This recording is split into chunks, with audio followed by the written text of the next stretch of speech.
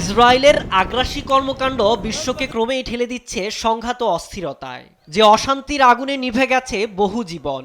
ভূখণ্ডটির প্রধানমন্ত্রী বিনিয়ামিন নেতানিয়াহুর নেতৃত্বে ২০২৫ সালে বিশ্বের নানা প্রান্তে অন্তত ১১,০০০ হামলা চালায় তার বাহিনী।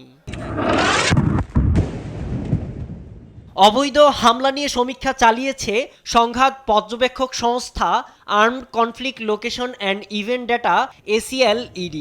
হামলায় ব্যবহার করা হয় বিমান, ড্রোন, ক্ষেপণাস্ত্র, গোলাবর্ষণ এবং বিস্ফোরক।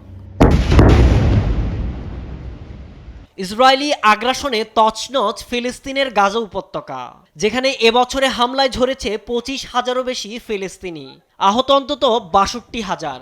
দখলকৃত পশ্চিম তীরেও দশকের সবচেয়ে বড় সামরিক অভিযান চালায় ইসরায়েল, যা এখনও চলমান।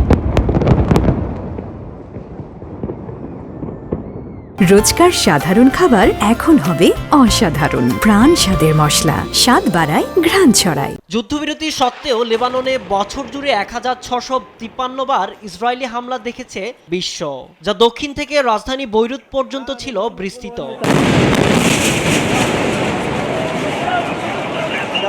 জুনে পরিস্থিতি আরও ভয়াবহ হয় যখন ইসরায়েল সরাসরি ইরানের বুক কাঁপিয়ে দেয়। ২০০ যুদ্ধবিমান ব্যবহার করে আঘাত হানা হয় পারমাণবিক ও সামরিক স্থাপনায়। ১২ দিনের সংঘাতে ৩৭৯টি হামলা চালানো হয়। ইসরায়েলের আগ্রাসন থেকে বাদ যায়নি সিরিয়া, ইয়েমেন ও কাতার। এছাড়া মাল্টা, তিউনিসিয়া ও গ্রিসের জলসীমায় ড্রোন হামলা চালানো হয়।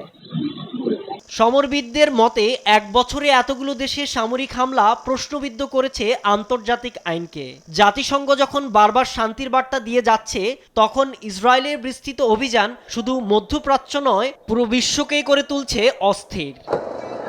সাইদুজ্জামান, নিউজ ডেস্ক, দেশ টিভি।